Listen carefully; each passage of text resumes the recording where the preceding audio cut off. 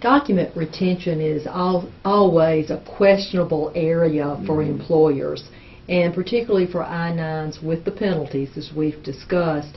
Really, what are the requirements for retention of these I-9 forms and any documentation?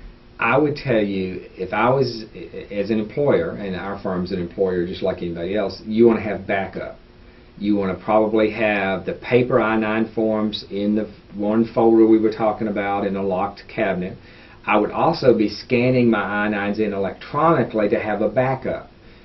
Say maybe I get an ICE officer coming for an audit, and I want to produce copies of the I-9 forms. I want to have a backup copy to make sure that I can locate them in a short time notice, especially if I've got multiple locations, and I just want to have a backup. I don't want to depend on that one file and not be able to find it. So, in fact, you are able to scan and load these in a computer. That does not violate any Privacy Act or any parts of this law. Not a bit.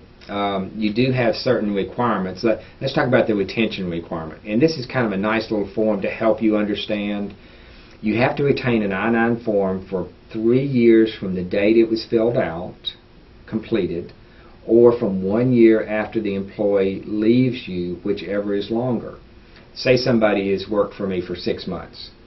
I've got to retain that I-9 form for 2 years and 6 months after they leave my employment. Say if they worked for me for 4 years, I've got to retain that I-9 for 1 year after they left my employment. Does that? It makes sense, okay. But it's just more paperwork to keep up with. That's why this form would be very valuable.